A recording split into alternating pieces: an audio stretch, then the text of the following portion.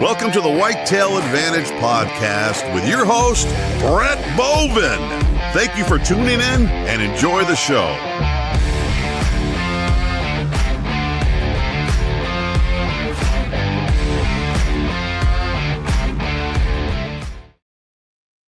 Oh, wrong setup there.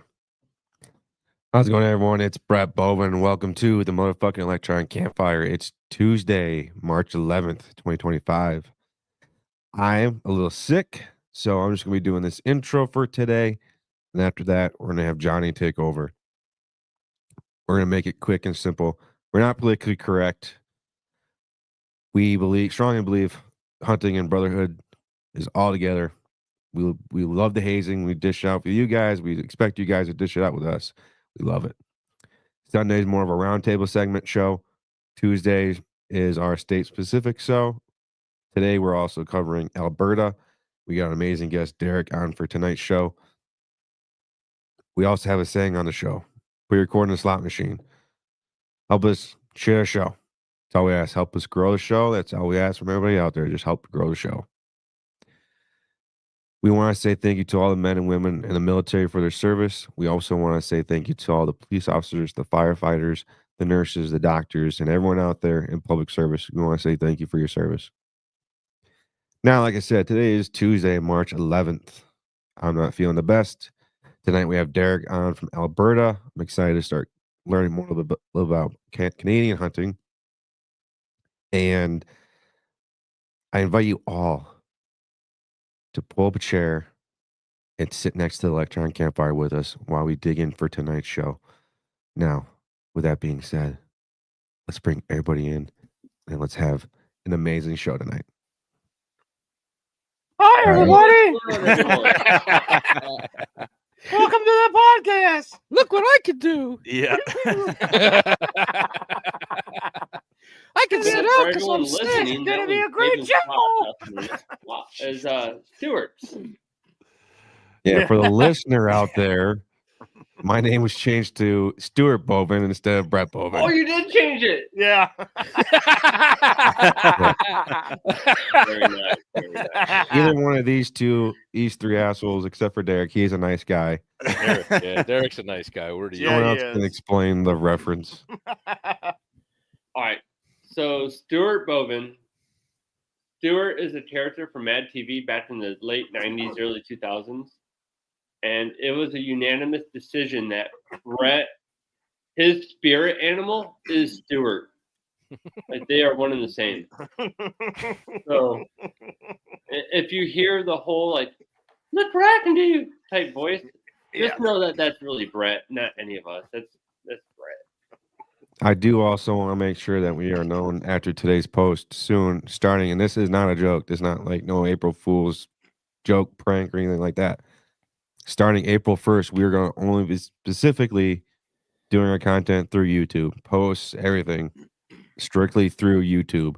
So starting April 1st, that's when everything is going to be, we're going to be slowly transitioning, less posts leading up to that. But like I said, eventually we're going to only be posting on Tuesday, April 1st on YouTube. Yeah. There, I'm done talking. John, take it over for tonight. All right. Now the real talent, ladies and gentlemen, boys and girls, hunters of all species. I present to you Derek Corey from the great white north. Yeah, not state yet. Yeah, I had to change that real quick. Lots to talk about that. The northern part of Michigan. Yeah. So, we're just gonna jump right into it, man. What's your thoughts on that? I mean, our government isn't the best right now. We're in pretty economic turmoil, so I'm gonna leave it at that. I'm not. Yeah, it's not a good situation. Yeah, I'll be honest. The first time I heard Trump talk about turning Canada into the 51st state, I was like, dude, out of state licenses. Okay, I can deal that. I can buy out of state licenses instead of like out of the country licenses. Yeah, and like even with like the tags, it's like Canada is pretty locked up. Like even going back and forth between provinces, it's hunter host tags, and even then you need an outfitter in some circumstances. So it's kind of crappy. Like to go in BC, there's a whole process to hunt there. Even though I live in Alberta, it should be just shoot over there and grab an over the counter tag, but that's not how it is. There's a little bit of legwork to do. And that sucks because here in the States, we can go state to state, but you have a draw in some states, you have over the counter in others. Yeah. But like here in Michigan, where the majority of us are, Stuart, Bowman, and Dave here, like for instance, I see you got some nice elk up there on the wall. So we have elk here in Michigan, but it's a once in a lifetime draw. You get drawn once in your life, you're done. And then if you do get drawn, if you're lucky enough, you have to hire an outfitter. You have to hire all sorts of additional help. So you're now at like a $500 tag, and now you're at like $2,500 into it. Yeah. It's not worth it. In my opinion, the Michigan elk are not worth it. No. So Derek, that's backtracked a little bit. How did you get into hunting? Like, what was your motivation into it? Yeah. So first off, like my family's been here for, I think, over 100 years, ranchers, and on my mom's side for some of the first Canadians. Hey, so we've been here for a very long time. So hunting is kind of embedded in our lives, kind of a cultural thing of, small town mentality. Everyone's shooting bucks. Everyone's doing that. I've hunted my whole life. My family has hunted their whole life. We had horses, the wall tent whole thing. And then as that kind of died off, as we're hitting into modern day, I think as a kid, more or less, it was mostly deer hunting, right? It was you're truck hunting, you're driving around, you're spotting up bucks, you're making moves on them. A lot of whitetail hunting. And then as I got a little bit older, getting into my 20s, that transitioned into jumping both feet in on elk. So that's really what I've been doing for the last, I don't know, 10 or so years. And then even that kind of evolved. Early on, I was doing long range, like rifle shooting and target. So really got heavily into that. And then I quickly realized that for hunting elk and just opportunity in general to extend your season, create more opportunity, started calling in elk, and then went heavily into archery. And I'm very lucky. I live in an amazing province. We have pretty much everything. We have the Rocky Mountains and sheep, mountain goats. We have that subalpine mountain type hunts for high elevation mule deer, as well as elk, right, and moose. So, and then that transitions into foothills and goes into fully ag and open fields, and then goes all the way to Badlands the farther east you go. So, I'm pretty fortunate. So I have a lot of opportunity. But that being said, there's a lot of, just seasons are starting to change, and in general, it's getting harder to be successful on those monarchs, right? Like getting in there, you got to get in far. It's all backcountry stuff. The easy by the side of the road stuff that's long gone. Those days are gone. So, that's really what I've been doing. I'm an avid bow hunter, and that's pretty much for the last 5 years. That's what I've been shooting everything with.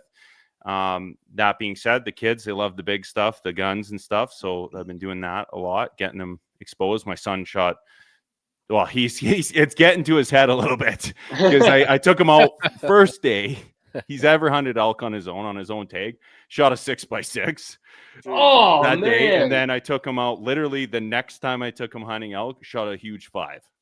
Wow. Oh, like, you're making me look bad, man. Just have him put the rifle up because it's not going to get any better. Yeah, both very hard hunts. And like I said, we're just as much as the pressure does suck, especially in their public land bulls, 5 to 10% success rate. As much as I'm like, you're making it look easy. It's not, right? Yeah. The pressure determines the areas that the elk are in, and unfortunately, it's not that tough to know where they are. You put a map up, that corner that you never want to pack an elk out, that's where the elk are. And you go there and you hike in at 4 a.m. and you get her done. You pack them out and suffer, right? But so that's what I've been doing, and that's kind of my background for hunting. I did shoot a couple of big bucks. I was in Eastman's Hunting Journal about 2 years ago for mule deer. Wrote an article for them about that, and then and now I'm the host of the Focus Hunting Podcast, a podcast in Canada, and with my counterpart Kevin Toy, who's doing Knock Talk. We're kind of a conglomerate. We're trying to do just covering everything, big game hunting and outdoors, right? So that's my background. Nice. Oh, right on, man. That's awesome. Yeah. Very cool. So now, like, I would love to hunt Canada. Like, growing up watching the hunting videos, like a Saskatchewan whitetail is like my dream hunt. Yeah. So now, when you're hunting Alberta, is it like when you put in? Do you have to put in for a draw or for elk or whitetail or muley? Depends. It depends. Overall, the opportunity species in Alberta there are some general sheep that you can hunt, but it's kind of far from where I hunt, so I don't typically hunt sheep all the time. But I know a couple of my friends, that's what they're doing, and that's what they're exclusively doing is hunting sheep. But for the most part in the province, your opportunity species are general elk and whitetail. There is some opportunity for mule deer. It's mostly tag. Now, how the province is set up as far as like its draw style is and points is you get a priority. You can put in for each species. We have antelope as well, so there's that too, but that's like 13 years for rifle. And you guys have everything, like. Yeah, we have everything. Man, that's awesome. Sheep, mountain goats, antelope, mule deer, whitetail, elk, moose. And moose is not there's no that I'm aware of any once in a lifetime tags. Like I've shot 5 bull moose. Between my brother and my dad, I think we're at 15 bulls. So big opportunity. I shot the last one with my bow. So it's a good province to be in, right? That being said, we're starting to see the same problems that I would presume that Wyoming and all these really sought after tag states are encountering. That's this creep. Like, I don't know if I'll ever draw elk. There is an elk draw. There's a couple really good trophy areas. But you get to 12, now it's 15 years. You're like, that's not good. So, you were starting to see that. And especially with mule deer too, where those populations are starting to get impacted by like chronic wasting disease, hard winters. There was a little bit of COVID issues with outfitters that was going on there for a bit, where they're able to consolidate. So they kind of wiped out all your shooters. Like I encountered that it'd be, I think 2022. I encountered that where I'm seeing multiple 180 plus bucks, putting lots of stocks. And then the next year, every single shooter I had was gone. So, we've seen that, but that seems to have tailed off a little bit now that I think that the outfitters have recovered their losses from COVID. I think they're getting back to normal. And there's just, it is a complex province. It's not big areas like BC. There's like Section 8 is such a huge, vast area. It's a little bit more complex. There's separate seasons, separate like archery only and bow zones. And there's small areas. They do a pretty good job of tailoring the style of hunting to the terrain features. So if it's wide open, you can't hunt all week. It's Wednesday to Saturday to give the animals a little bit of a break from people shooting at them with rifles. And, maybe that's opportunity is, okay, well, it's in these areas, they're general archery.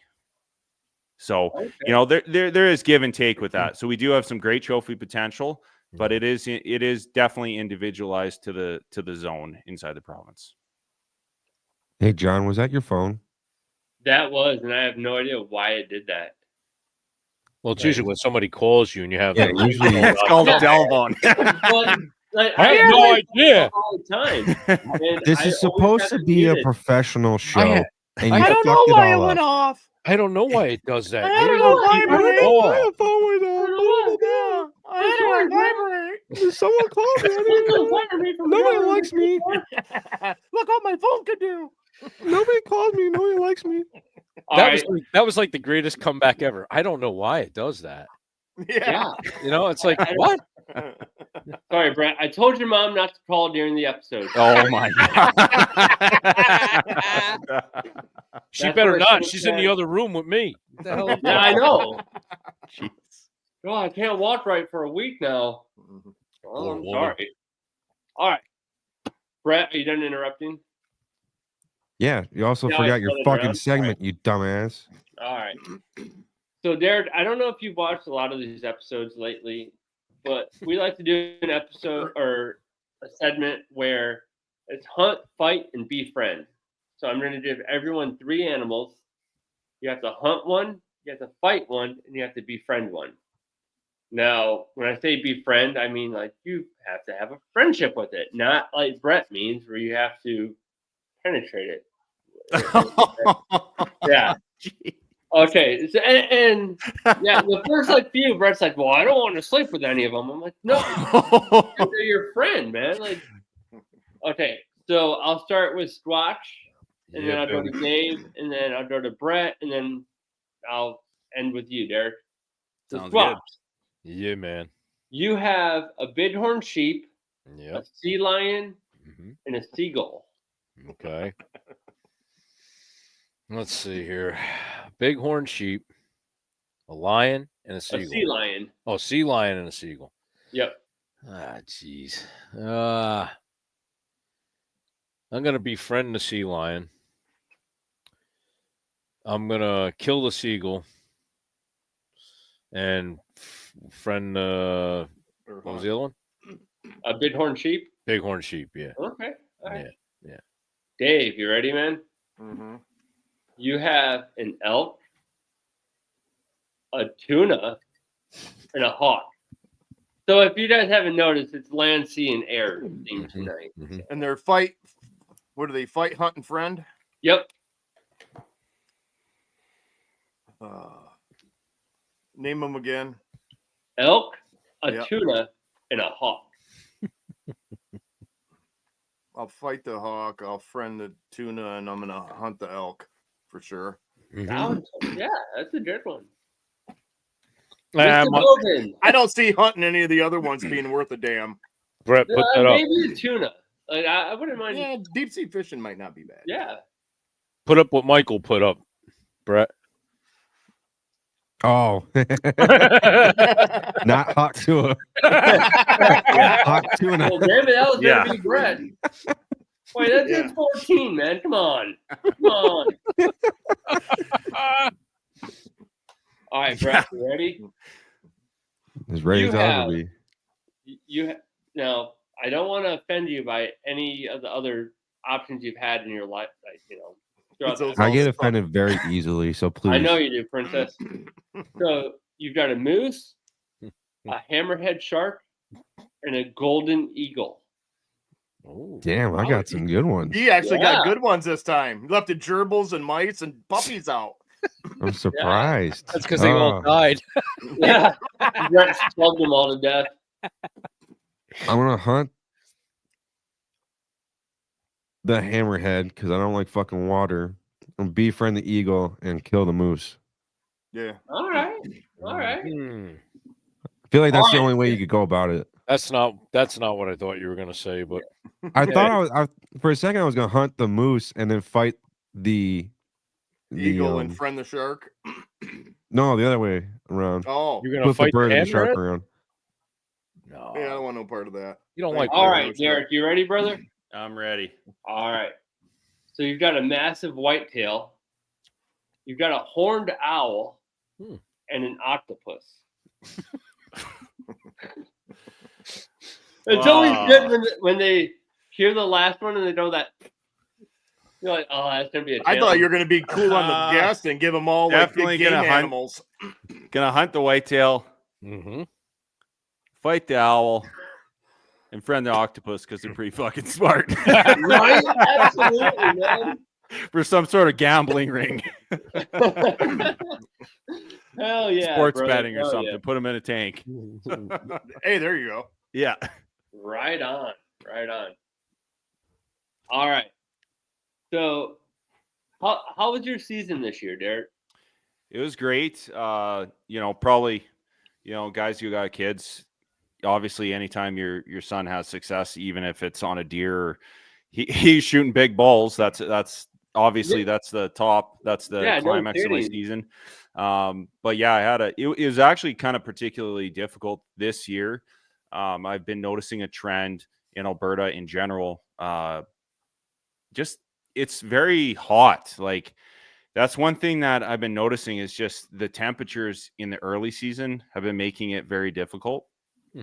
And what that translates into is not very much rut action. Rut was like that bull that my son shot in rifle in October, late October. I called him in, and he was rutting, and he was like full on bugling, rutting, smashing other spikes with his horns. There was a lot of rut action, and it was a little bit difficult early on patterning them because they act like big mule deer. So you rip bugles on them. They're on high ridges. It was just a mad dash for 2-3 days of just getting high up on them with obviously bow and arrow at the time.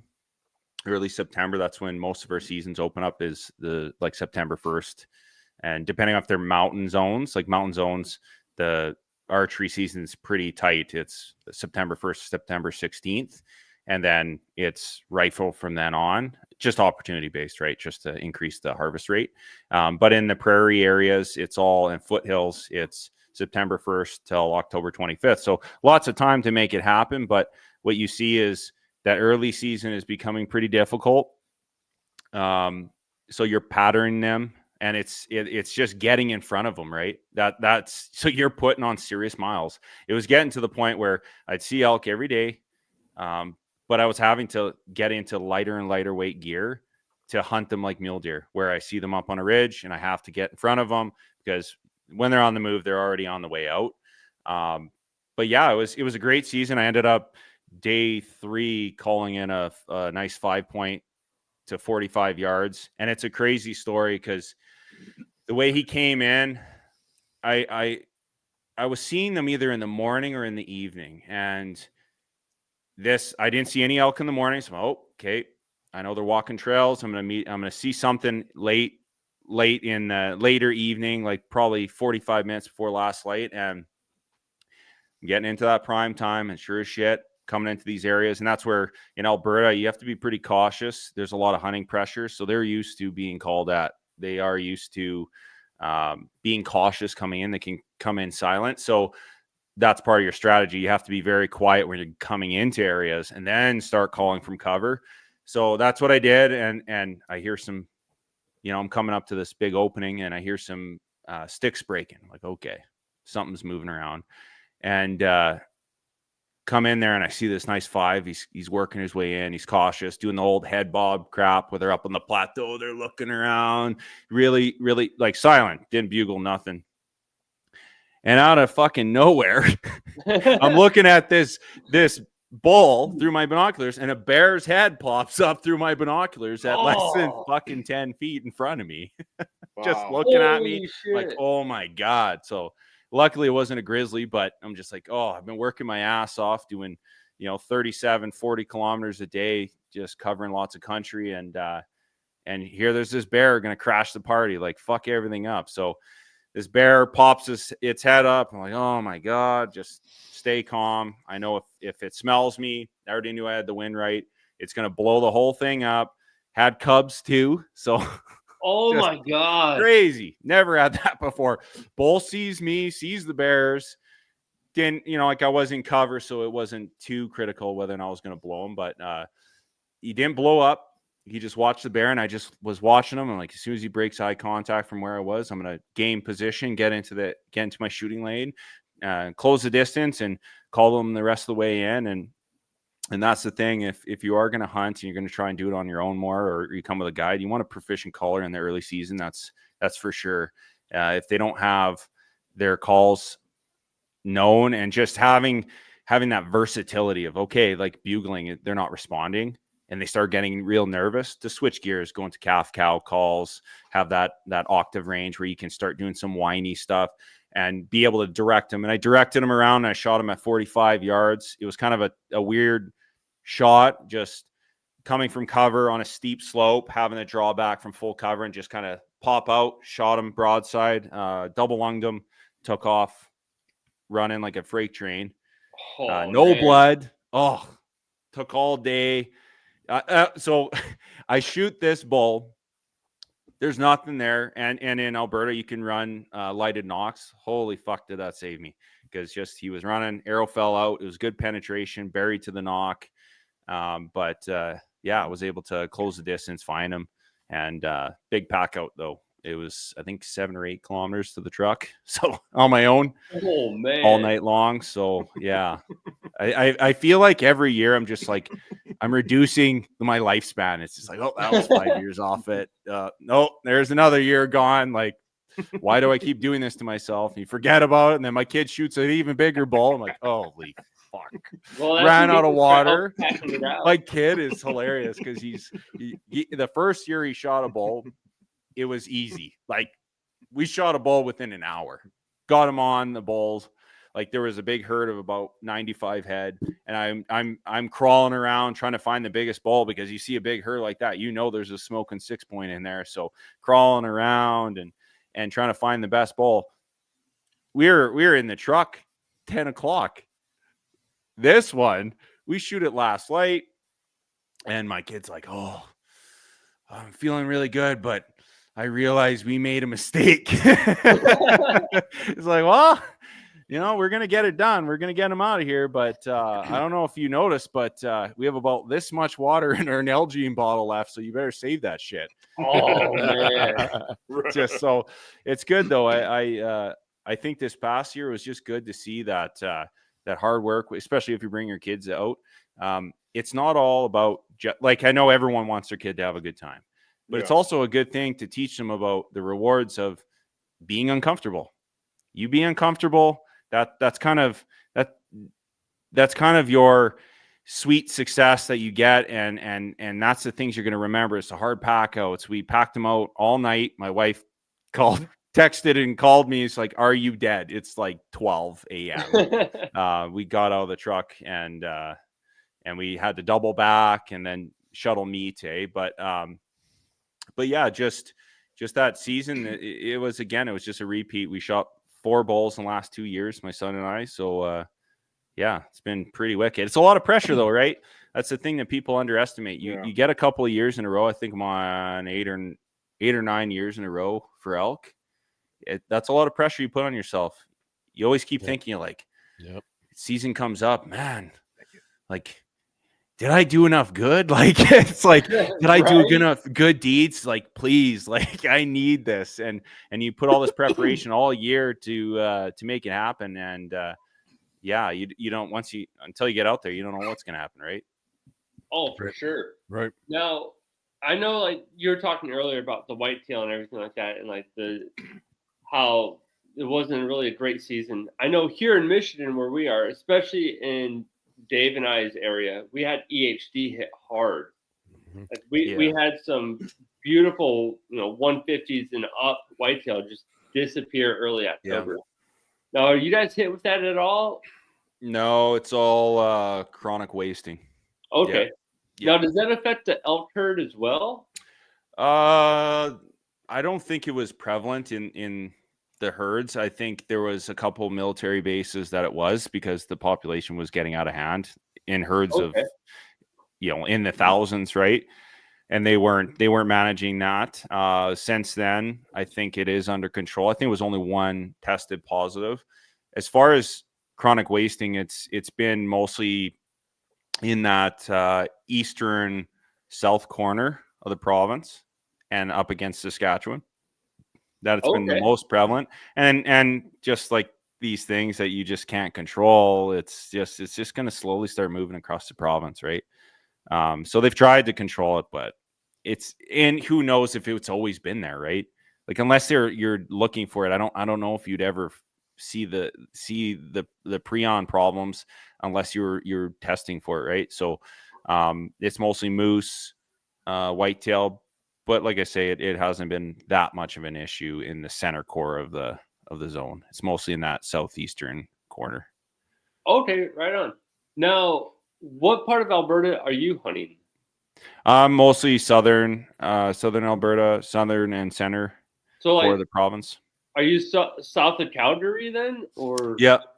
Okay. Oh, so you're like right on the Montana. So you share. Border. And I'm a pretty mobile hunter. I don't romanticize this shit. I do whatever it takes to get an elk every year or mule deer. Like, I bounce around multiple zones. If they're not bugling, I'm walking huge terrain, like just walking ridges. trying to cover as much glass, country glassing as I can. And if I don't hear elk or I don't see what I'm looking for, I just move on to the next zone. So I'll bounce around zone to zone until I get some action. Oh, absolutely. Now, when you're bow hunting for elk and everything, what's your equipment like? How's your setup look? So I'm running, and this has kind of changed over the years, but mostly running Kuiu now, just because I think that people shouldn't get caught up in the camouflage. They should get caught up in the fit and feel, right? Absolutely. Like if you run Sitka, that's great. You run Kuiu, First Light, Kings, doesn't really matter. I think you just got to look at how does everything fit you, and that's going to make it last a lot longer, especially with some of these crazy stalks I've done on mule deer where I'm ripping my pants and stuff like that because you're crawling literally on your stomach doing 5-hour stalks to get into position just for even a chance. That's where your stuff starts breaking as far as clothing wise. Running the Kuiu Icon 6000. It's a good day pack for like 10 days and it compacts down. I've packed out 3 bull moose and 12 elk with it, and I haven't had any breakdowns or issues. Probably, I don't know how many mule deer. Yeah, a lot. And yeah, just no issues. As far as archery, I've been shooting I was shooting Matthews for a while, but the last 2 bows have been Hoyts, Defiant Turbo, and then the RX-7, just because for whatever reason, I just like it. It feels good, draws nice, and I'm shooting big power. So, 80 pounds and shooting 31-inch draw length. So, and then as far as rifles, I got full custom setups. I got a Best of the West rifle that was fully set up, and then with a Huskama, and then I'm running Night Force on another one that's with a Proof Research barrel, A5 Macmillan, and custom action. So carbon fiber, everything. Macmillans, you cannot go wrong with those. And yeah, the Macmillans were on every single rifle I used in the military. They were on every single rifle that I bought outside of the military. Like Macmillan is the staple of long range precision shooting. Yeah. Like the one rifle I've never missed with it. Like it's at that level. Like it'll shoot under 2 inches at 650. Just one of those go-to rifles that just doesn't miss. You got confidence that you can make hits 650 yards. Like one of my best bulls, 2021, I shot him twice at 550.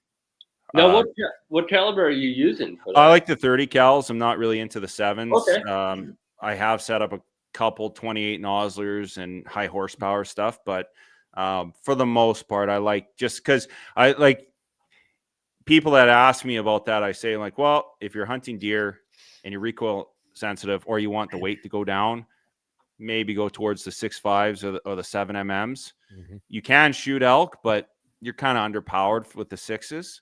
You just have to be disciplined with your max effective range. But if you're going to primarily hunt elk and moose, and I've seen shit with moose where they eat it up. I've watched videos of moose getting hammered with 300s, and they stand there. They just stand there. They eat it up, whether it's muzzle loaders or like the last bull I shot with my bow, hit them broadside and then close the distance to put some more holes in them because I know they like to run. They get that second win and they like to run. And he charged me. So charged me 10, 15 yards walking forward, shot him frontal, and then shot him again twice broadside. So yeah, it depends. I think it depends on what you want to hunt primarily. If you're hunting elk or bigger elk moose, stick to the bigger 30s maybe, or like a 7 PRC, and then you can hunt deer with it as well. That's my takeaway from it. I've done it for years. I like those 30s. They got good barrel life and they are very stable for long range shooting, right? Oh, absolutely. So we have a question here, Bitterroot Reaper. What kind of muzzleloader deer seasons do you have? And what are the weapon, caliber, and optic restrictions up there in Alberta? So there's only one, and I think it's one season, and it's like military base only. It's we do that shit for fun just because it's challenging. But it's only one season. There's no real restrictions. You can run like a Night Force. So we run a Night Force on our one. muzzleloader, but it's mostly it's deer, moose, and elk season, and it's very restrictive. Can I cut in for a minute? I got a question while we're on the subject of weapons and stuff. Yeah. From what I understand, I've been in Canada, but I never hunted in Canada. How, from what I'm told, is your guides who are in dangerous territories can't have a pistol to defend themselves. And I'm wondering how much, you have to go through to own a rifle in Canada. Like it's a special permit. Okay. It has to have, so for carrying a pistol, it's actually trappers. It's Okay. not so like outfitters.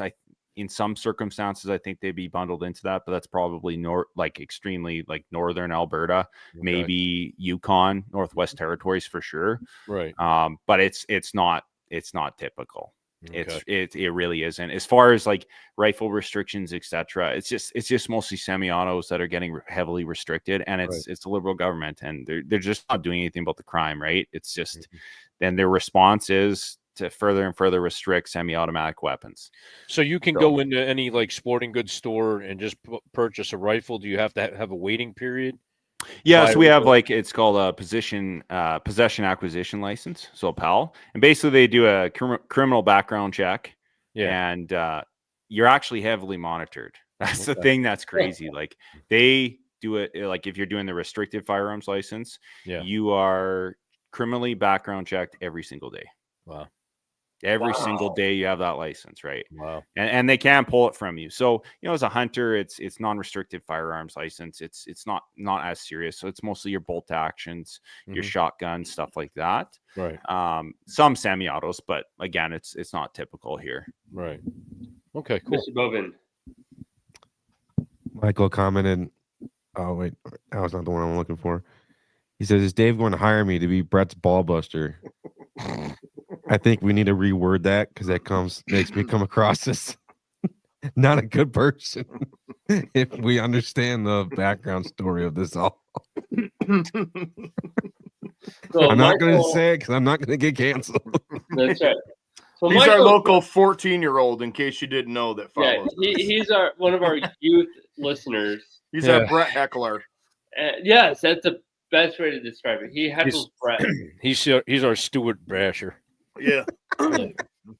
He's our what word am I looking for? He's our apprentice.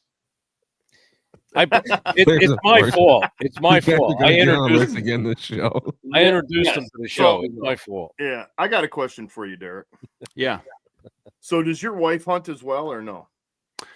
So my wife was born in the Yukon, and she does put in for tags. It's not like she's not out there. She's usually taking care of home base for me because I'm gallivanting around till like hiking out of hellholes and 1 a.m. type shit. Yeah. But she does put in. She's pretty funny because when tag allocations roll around, it says here in my email that you put me in for bighorn sheep. It's like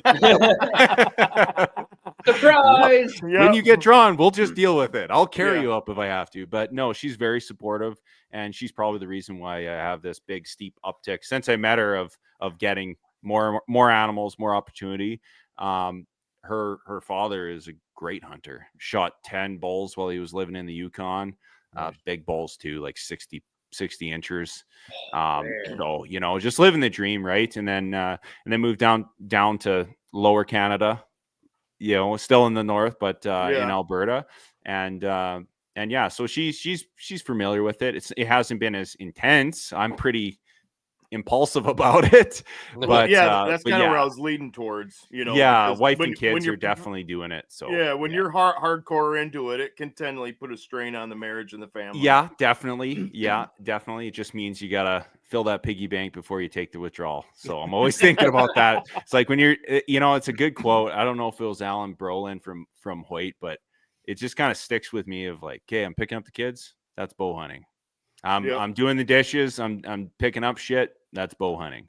I'm just putting in that work that allows me that respect and earning those opportunities to go out, go as hard as I can, weeks at a time, to me, I think that's really important. That way and to be honest, I think that's like the good takeaway for tactics for young guys that are getting out there and they're picking their spouses, like you cannot, in my mind, when I'm out there and I'm trying to arrow a big bull, I cannot be thinking about what's going on at home. I can't be worrying. I can't be, oh, fuck, the hot water. I climbed down a mountain once and had to go home because my hot water tank blew up. It's just shit like that. You can't control it, but it's like you got to do your best to control that. That way you're not worried about what's going on. You're just thinking about arrowing a big mule deer or an elk, because otherwise you give up.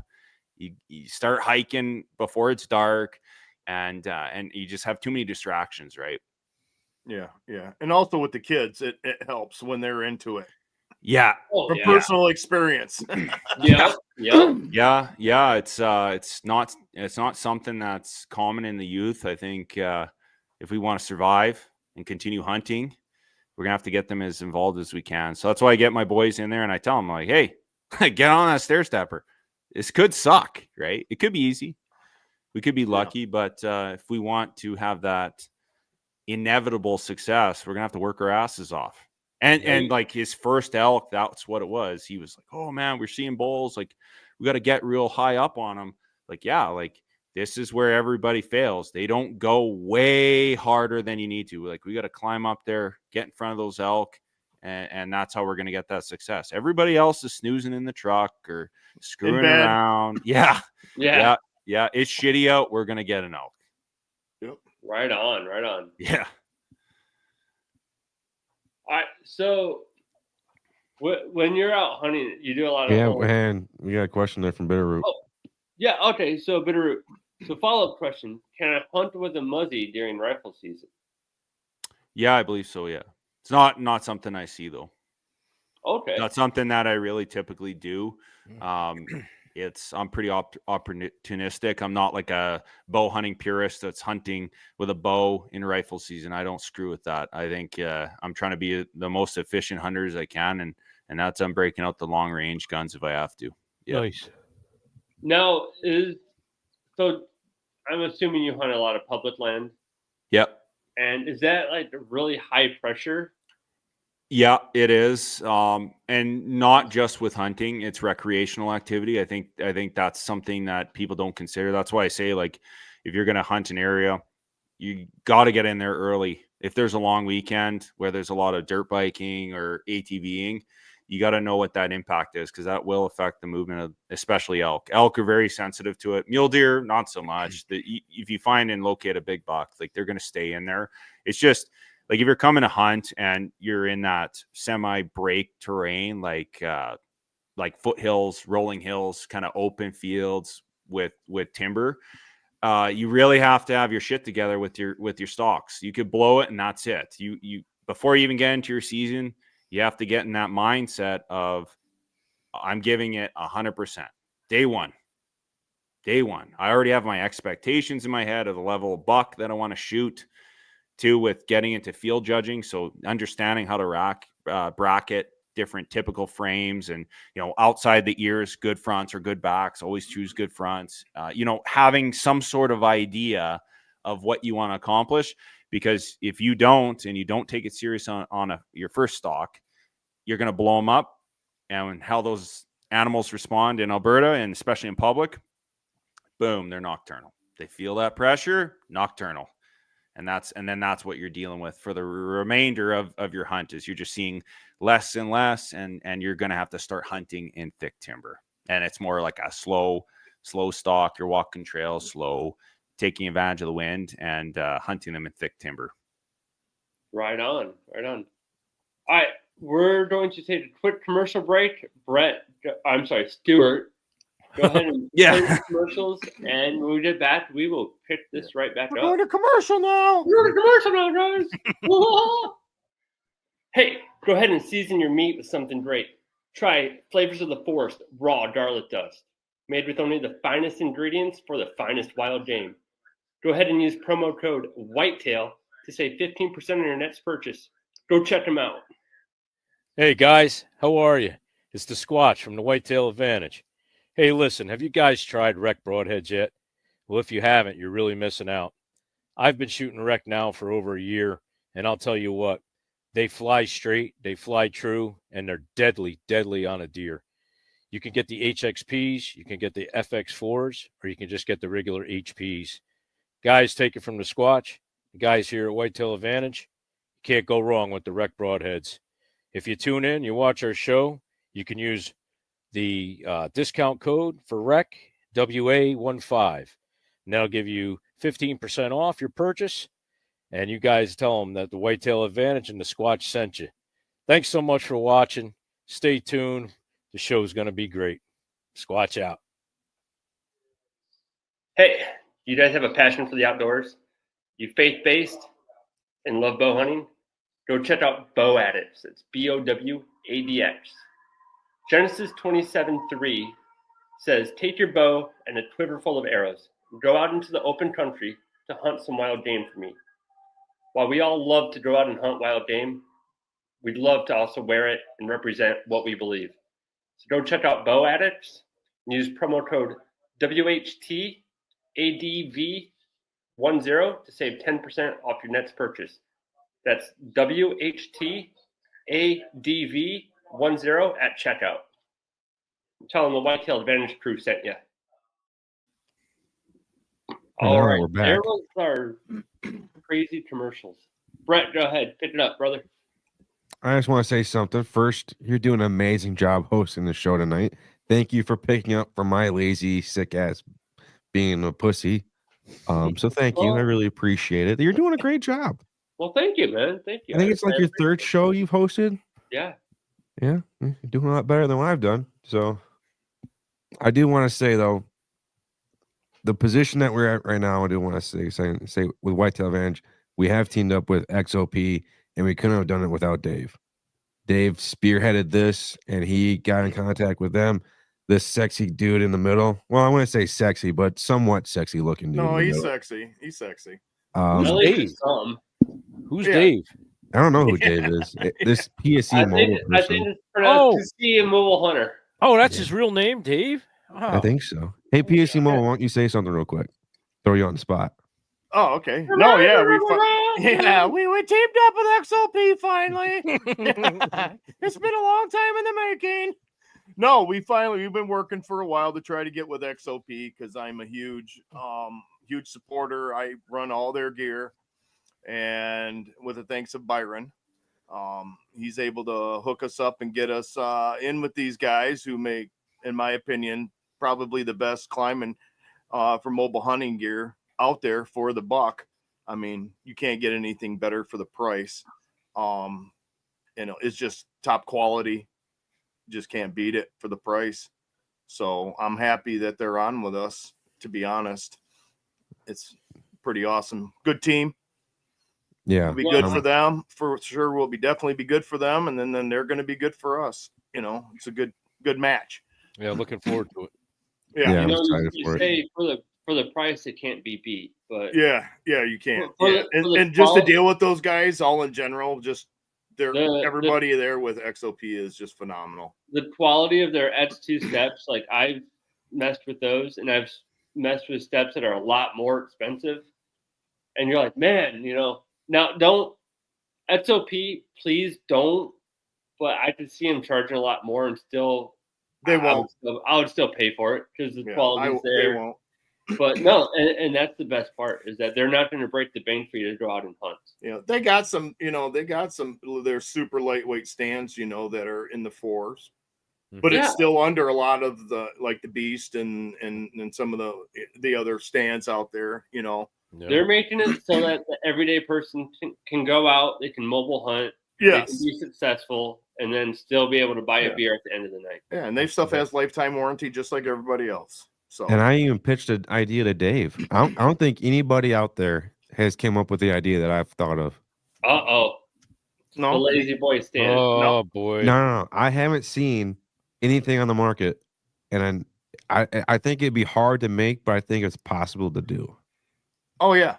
Should we say this on air? Like no, I'm not saying my idea. Okay, cool. No, but I think it's very possible. I think it is possible to make a mobile, lighter weight setup for that. Yeah. Something that you could actually backpack in. Exactly. And I'm going to talk to Byron about that this weekend when we do some garage guy stuff. Because Cool. I think he would be the guy that would put this in front to the owners. And because a lot of people still use them. Yeah. You know? Oh, yeah. Yeah, man. All All right. right, Johnny. I've had my moment. You can take it over. Awesome. Thank you for being quiet now and hosting or handing the show back over to the real talent. Anything All for right. you, brother. Anything for you. Thank you. Thank you. So on that note, I'm going to go ahead and remove you. No, I'm just joking. All right. So real quick before I get to Squatch's segment. So we just announced we're teaming up with XOP. Derek, do you use any sort of stands or climbers or sticks or anything like that? Because we've talked to a lot of the out west hunters, and I'm going to consider you an out west hunter. You're a northwest hunter, and a lot of the terrain out there dictates that they don't use that stuff. It's a lot of spot and stalk, like you were talking about. Yeah. And is that your case, or do you ever mess around with a stand on occasion? I could have in some circumstances for like more the like rolling hills and like there's some breaks and coulees. I don't know if you know what that term is, but it's basically in river systems where you're hunting a lot of whitetail. That's where you'd use tree stands. But to be frank, I haven't, because the amount of distance that I have to cover, it's just not something that is conducive to success. Like I have this past year, and I think I might saddle hunt water. Like if it's really slow, like at mid-afternoon, like you're seeing all, like I was saying, like it's really hot. Like we're getting into, 80, 86, 90 degrees into that almost 100 degrees. The elk are really hitting that water. So that's where I would probably do that, where you have big tires that are set up with natural springs and it's collecting water. So you could set up on them. But other than that, there's just too much country to cover to set up stands unless you're on private. Oh, absolutely. Yeah, I can see that. Yeah. All right. So we're going to hand this segment over to that guy, not PSC, but Squatch. It's about time. Squatch, take over, brother. No time. Well, give me my introduction that Brett usually does with my segment. I'm sorry. I don't want to butcher it, man. Brett did an introduction, but he's kind of like a spit on the hand and work you over type introduction. Well, Brett can do it. I like it when Brett does it. So Brett, will you do me the honor, Brett? Everyone, let's take a quick second. We're on Squatch's amazing segment. What not to say to a game warden. He did it perfect. He did it perfect. Yeah. Thank you. What we do here is we ridicule the guy who's our guest on the show. I'm pretending I'm the game warden, and I'm going to give you a couple scenarios, and you can give me some off the wall answer that you would never ever think about saying to a game warden. So I'll start it out like, well, geez, Derek, you got that high-powered rifle, and you shot skylining that elk, but didn't you think about what was on the other side? You put it right through Justin Trudeau's tower, and he's really pissed. What do you got to say to yourself? I think I would just probably lay down in camouflage and roll down the hill, man. You never see me again. Right on. Yeah, I don't know what to even say to that. I didn't even think about it. I just made that up on the fly, but that was pretty good. Thanks. So another one here. We see you had your son out there, but was it really necessary to put a 55-gallon drum of cracked corn to attract the animals? What do you got to say for yourself? We're just doing some grocery shopping, that's all. Yeah, grocery shopping. I don't even know. I don't know. We eat a lot of corn. Yeah, we like corn, okay? You like corn. All right. Yeah. That's good. There you go. Nice. Well, cool. Well, thanks for playing along. It was pretty fun. Oh, absolutely. So, what's the season looking like for you, Derek? Like, do you have anything that you are anticipating for this coming season? Yeah, I might draw for moose, so that's another one. So I'll be looking for that. that's usually the areas I'm going to. Just I let it go to late season. I usually try and get it done at the last week of season. But mule deer for my son, so we'll be going for that. He already told me. I said, well, do you want to go for like a decent buck, like a 170, 180 class buck, or do you want to go for the big boys with the rifles? So I think we're going to push for that 190, 200 inch range, go for the upper end on some of the draws. It's definitely potentially there. They're in hard to reach places. That's just all there is. You got to put a lot of effort in it, in picking apart terrain, figuring out their patterns, where they're at. And then obviously I'll be going for elk again. I have a bear hunt in Manitoba here in May that I'm going to. Some big bears. So I'm going to be doing that with my buddy Kevin and Muck Simmons. But yeah, it's just looking to be kind of that average season. Might get lucky on a couple draws, maybe archery antelope. It's tough to say because how it works is it's dependent on how many applicants are applying. So sometimes guys will load up and you get this misconception that you're going to draw, and the draw percentages are not because they're not exactly leveled, because you can do this thing called 9-9 it, where you just store a priority for that species, and then you can unload it on whatever you want, right? Like so what that means is like you'll have majority of people are drawing for each different zones that they want to hunt in, and then some guys are just sitting there with 9-9 like 20-year priority, and they'll just and then they'll cash in. So that can kind of create some balancing problems as far as like if you think you're going to get drawn or your time frames, and it like everyone else, you try and balance out, okay, I got one big ticket item hunt, I need to make sure I'm putting everything into it instead of getting moose, antelope, mule deer, maybe an elk draw. If I get an elk draw, it's like I'm putting everything else on hold, right? But that's what I'm looking forward to. Now, when you get drawn like that, do you typically have to go through like an outfitter or anything like that? As a resident, no. Okay. No, it's all do it yourself. Yep. So us. Go ahead, Dave. No, I was just gonna say like us. Yeah, like yeah. So there's three kind of scenarios. So you got a resident that's like everything else is super easy, pretty cheap, and then you have a host tag. So that's if you know someone in Alberta, you can go through a host tag procedure.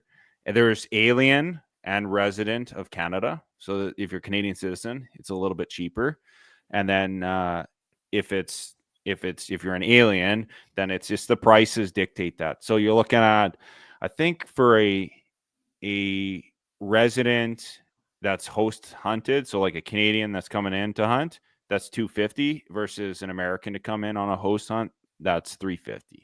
I think that's roughly what the pricing is for like elk. There's some sheep stuff with that.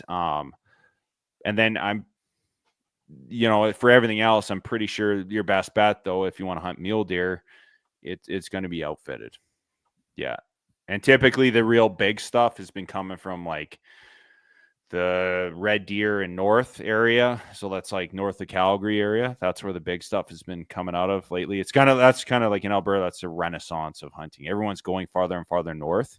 So that's where they've been gravitating towards, is that Fort McMurray and more northern areas, because especially for whitetail, you have the potential of shooting a 200-inch whitetail. Now, I'm there.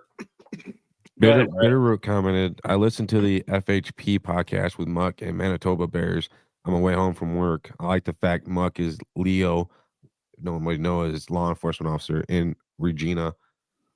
I do also have a question. You and I were talking before a couple of days ago about hubs.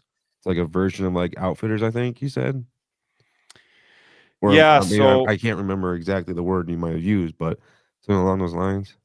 Yeah, so just like as far as like outfitting in general, I think you got to make sure that you understand the type of hunt that you're going for. Like if you're doing egg or tree stand or anything like that, like typically the northern side of Alberta is all like stands and blinds and stuff like that.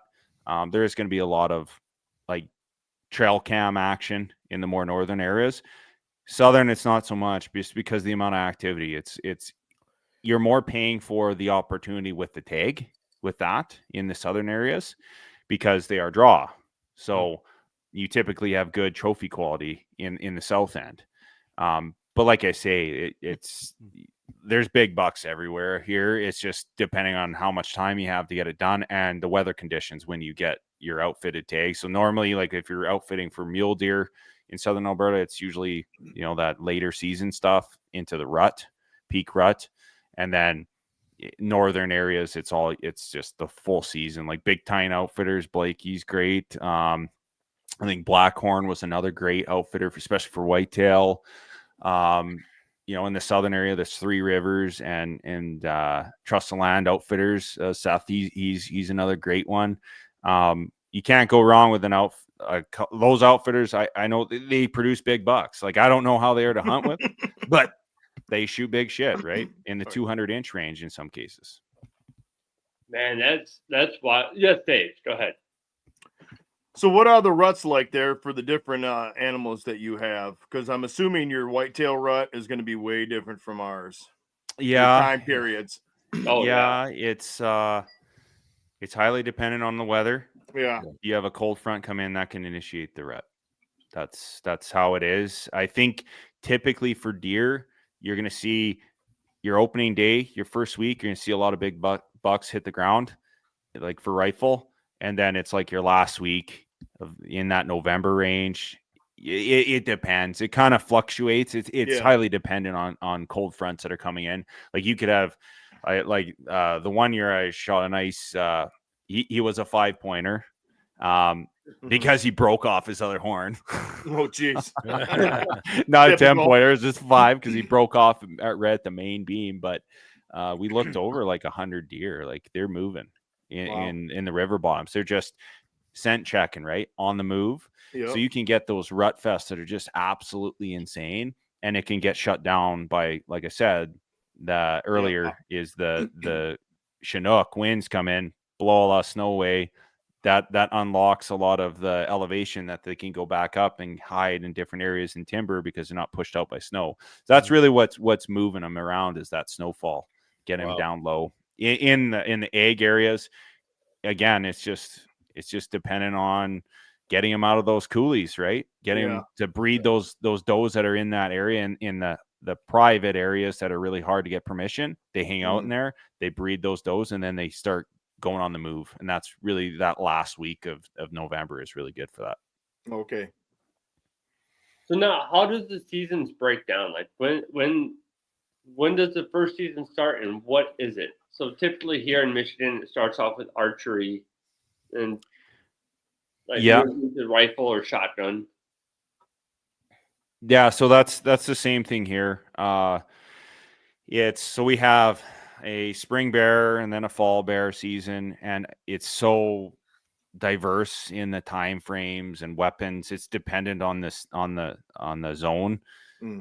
So we break down, like I said, it's very small zones, some bigger zones, but it's all dependent on the zone specifically, and it's to accommodate the management style for that terrain, for those animals and the population studies that they do. So the same thing is for like prairie versus like mountain zones. Like I said, mountain zones, September 1st, September 16th, archery. Then from then on, like 16th of September to late November, rifle. And then in the more open areas, you can go all the way from like September to the end of October for archery only. And there is combinations of certain zones where the mule deer populations are doing so well that it's a general archery tag in some of the southern zones. And then we have bow zones as well, where it's September 1st right to the end of season, November, and it's all bow only. So it's hard for me to say what the season structure is because it's highly dependent on the zone.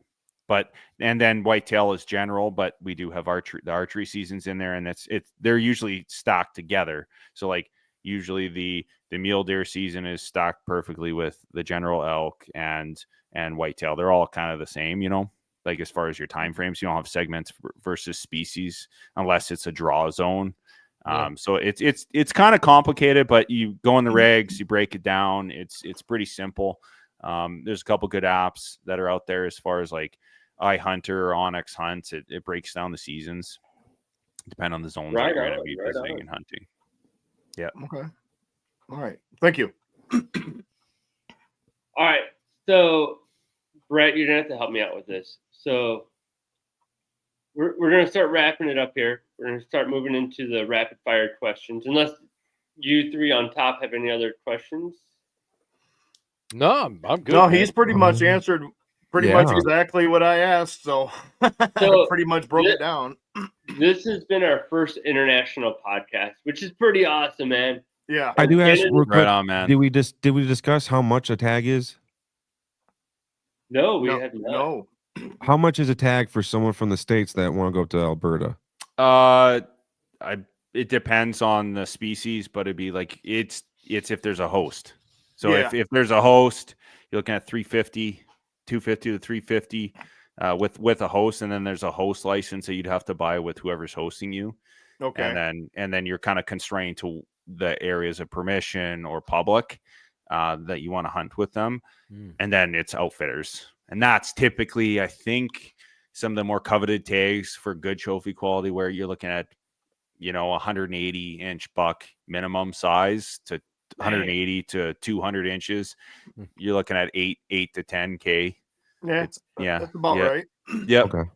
So for the listeners out there, I just pulled up the conversion scale. So $1 Canadian is equal to 69 cents American, which, I mean, that's grow. So Derek, Dave, Brett, and I, and even Squatch, we all grew up outside of a Canadian town. So I used to go to Ontario at 19 to drink because it was a lot easier than waiting until 21. Mm-hmm. And so we've all been in Canada. It's all been fun.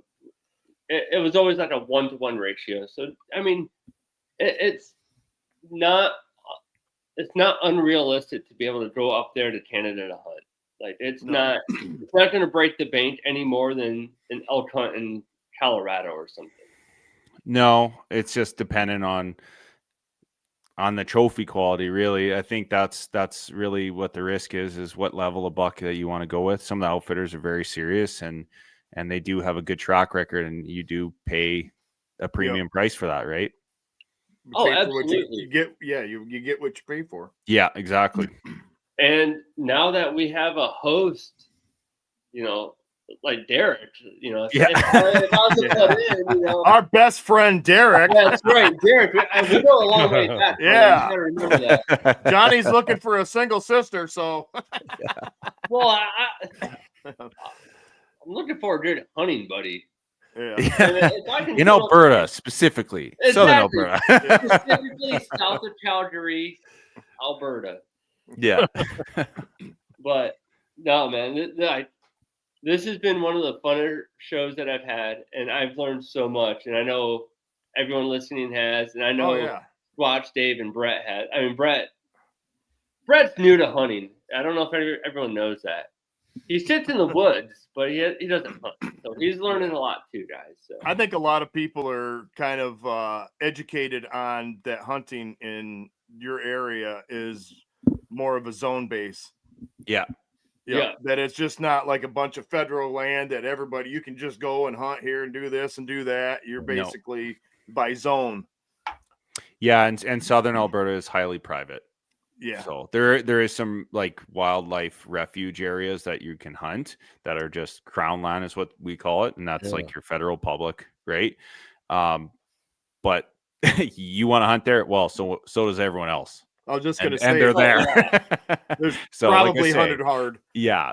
So there's a lot of activity, and we do have some big cities nearby. So that's what I say. Like if you maybe want to hunt whitetail specifically, Southern isn't as good. It's usually the north of Red Deer and beyond there. That's where the big whitetail outfitting is. If you're looking for specifically whitetail hunting, it's more northern Alberta. Yeah, it's kind of like anywhere, really, though. If you want to get big, mature anything, you got to go away from the people. Yeah, exactly. You know? Yeah. And I mean, we've seen it here where you hunt right outside of a city, and you can find some pretty decent mature deer, but you're within city limits, I'd say. But you got to go deep in, and you can still find mature whitetail out there. I mean, I've seen them on my trail camera, and I've seen them in person every once in a while, but EHD just wiped them out here. But the further you get into it and you go deeper, you're going to find those mature deer. And it doesn't matter if it's in the Great White North or outside of city limits. Like, they're out there. You just got to find them. Yeah, it's actually interesting you say that. I talked to Rob. I don't know if you guys know who Robbie Denning is. Mm-hmm. Well, I was talking to him about mule deer hunting, and I'm the same thing, the same boat as you. Like, I'd much rather the opportunity to hunt and try and find those big monarchs. You can find them. It's hard. Yeah. You just got to put the effort in. You got to understand the animals. That's a big thing. Everyone gets gadget centric. They want the best bow, the best binoculars. And at the end of the day, if you can just get out in the woods with the best stuff that you can afford and start learning what you need to do to kill, I think that's much more important. Being well-rounded, understanding what the needs of the animals are. Oh, they're here. Well, think a little deeper than that. Why are they here? What are they doing? What's the conditions? What's the weather conditions? And then you'll start to find these patterns, and you'll find those bigger bucks. But yeah, it's just opportunity based, and there is some great bucks that are, near high activity. But like I say, I kind of try and stay away from that because that's a rat race. Everybody's racing to get on the buck. It's not how I want to hunt, right? I want to be out there. I don't want to be packed in there like sardines or seeing a bunch of trucks. Like, that was an antelope this year. Seen some crazy shit. Well, the first time the deer see humans, now they're nocturnal. Yeah, and just like guys taking risks because they're desperate for that success, and you're out in the open. Like, I went out antelope hunting with my brother this year, and it's a rat race. Everyone sees the same goats.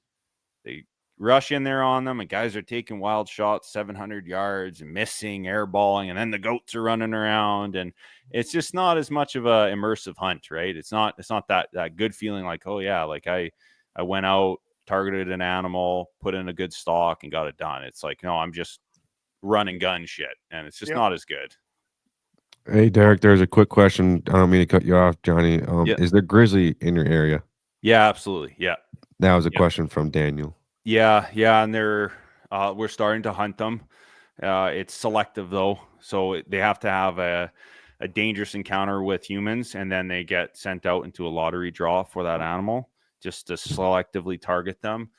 It's not something I'm on the list, but I don't think I'll ever get drawn. I think it'd be like less than 0.1 of 1%. But yeah, I do deal with bears. It can be kind of challenging at times, especially calling in elk. I've called in mountain lions as well.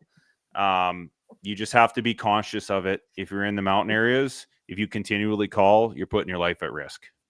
You have to call. You let things kind of percolate, see if some elk come in, and you have to start move it to a new area. I did have one encounter that was disturbing where calling in a bull, can hear some cows mewing in the distance, and like some livestock, like cattle, run past me. I'm like, okay. And it's like almost last light. I'm like, oh fuck, this isn't. That's kind of weird.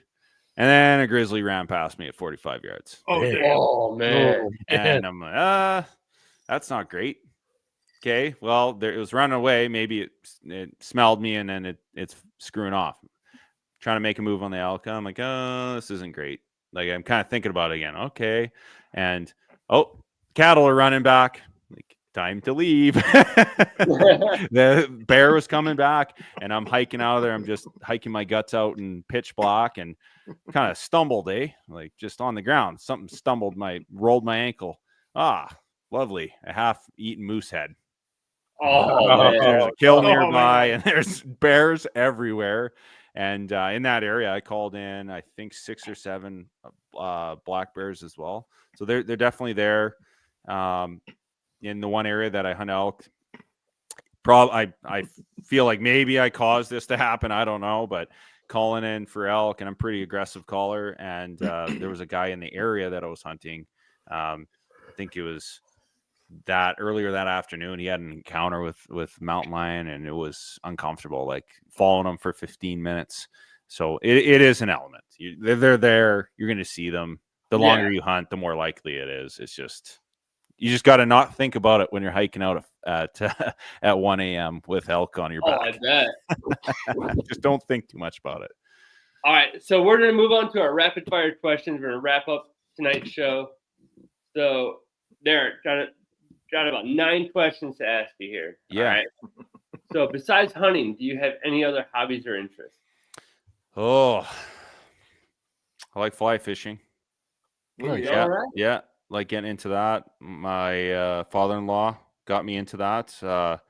That my father, he's done a lot of fishing. That's usually the off season, is we're doing a lot of fishing, big lake trout, 30-pounders, pike fishing. Caught a couple 40 inch fish last year, so big into Very that. nice. But that's pretty much it. And then taxi driving around the kids to all sorts of sporting events. That's another hobby. Basketball and judo and all sorts of shit. But yeah, that's pretty Awesome, much it. man. Yeah.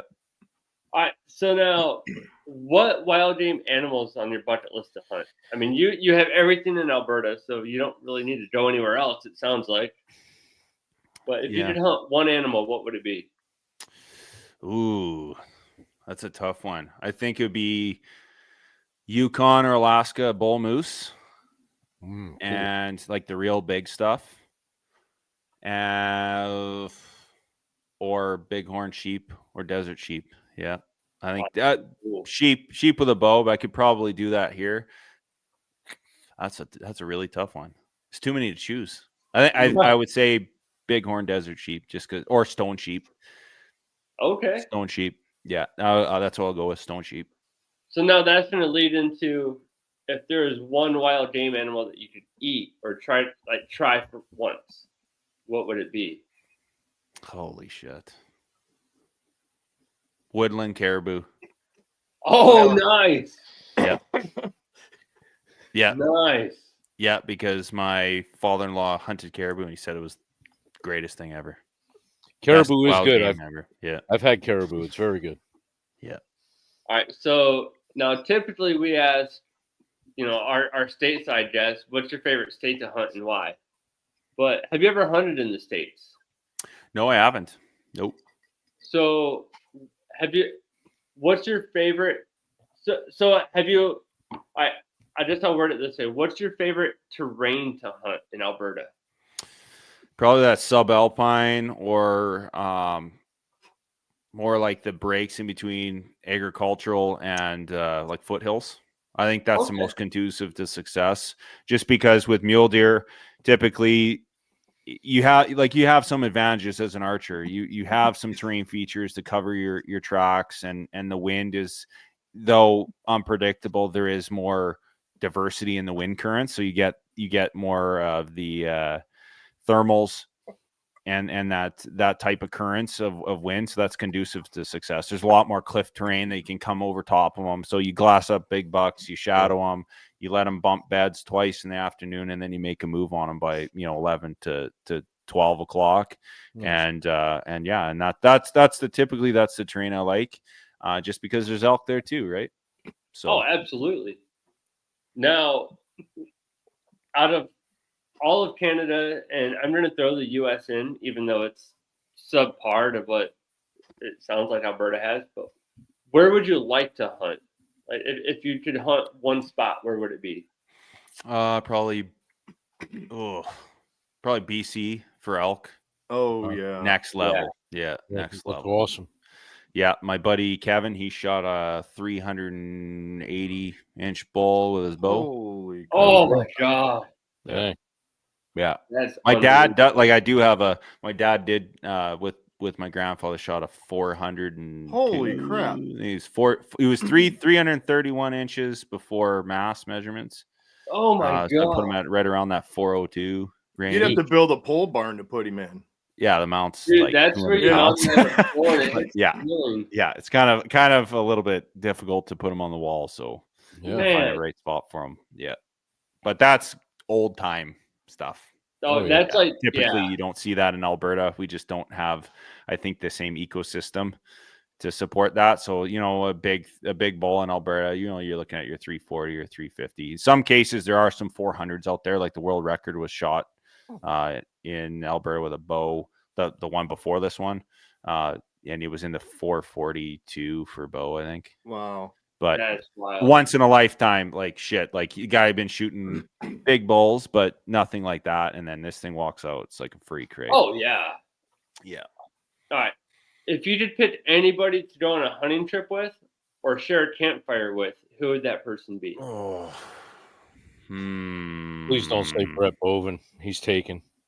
Yeah. Stuart. Stuart. There you go, buddy. That's a good answer. Hell yeah. All right, now I'm gonna leave it at that because Stuart's head just got a little bit bigger, and I want to say thank you for that. Yeah. So, all right, now if you could bring one loved one back to share a hunting trip or a campfire with, who would that person be? Oh.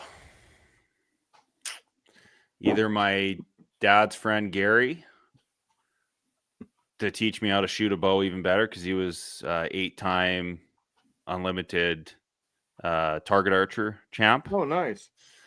Or my grandfather because he's, like I said, he shot some like 400-inch bull elk. Man, that's So maybe my grandfather probably, I would say. Nice. Just because of the camaraderie that I probably would have with him now, because I never really got into that level of elk hunting while he was alive. Yeah. So that's probably what I would say. Probably my grandfather. So it's It our number one answer. Yeah. Yeah. And it always seems like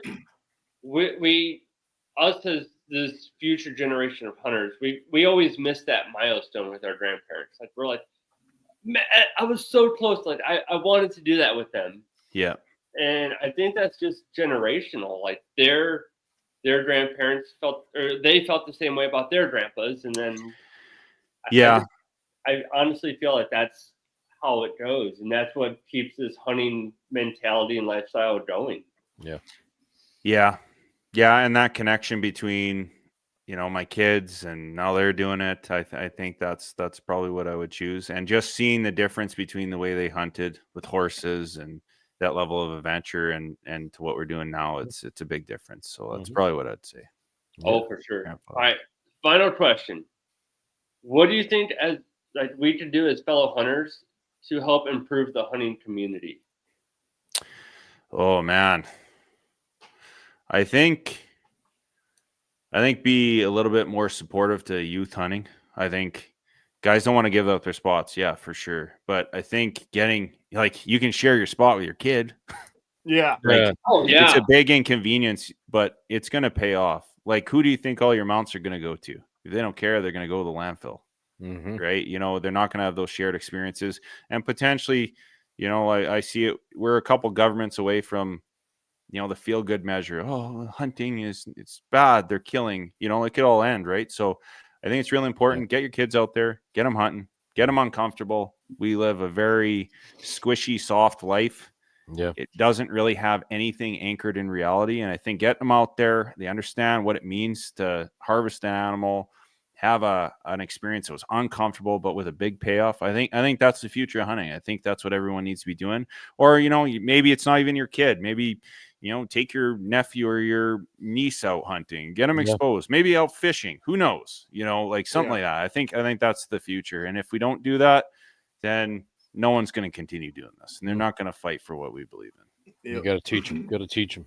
Yeah. I don't think any truer words have been spoken on that note. And less shit talking on social media. Yeah. What do you think, Stuart? Yeah. I think it's a great idea.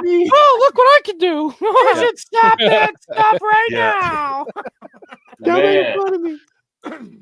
All right. Well, that's that's all a I good have. I really, Brett, I you really have anything, enjoyed brother? this. You gotta close this out. Yeah, I'm going to close it out. You want me to do it? No, I'll close it out. All right. I can do it. All right, go ahead. Brett Go can ahead. do it. No, you can do it. No, I'm you gonna can do it.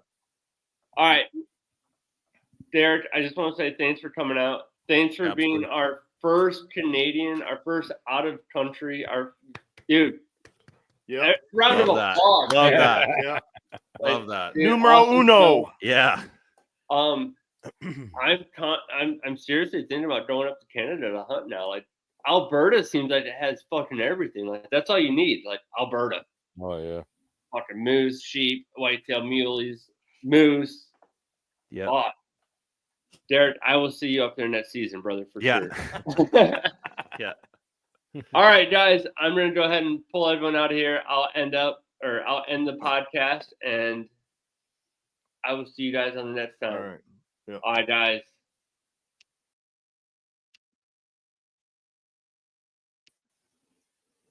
All right, everyone. That was our Whitetail Advantage podcast, our first Canadian. That was awesome. Great show. Just want to say thanks for stopping by. Thank you for listening. Thanks for watching. It's been a great time. I'm sorry Brett wasn't the host. Had to deal with me. If you like it, go ahead and post a comment and say, we need more Johnny. I mean, it's understandable, right? Well, honestly, thanks, guys. Thanks for everything. Go check out our sponsors. I know we don't run commercials and anything like that, but go check them out. They're awesome guys to work with. Do us a favor, though. I'm not going to do the whole quarter in the slot machine because everyone knows that. Just go tell your hunting buddies or fishing buddies about this badass podcast you've heard of called Whitetail Advantage. That's all I'm asking, man. That's all I'm going to say. On that note, have a great night.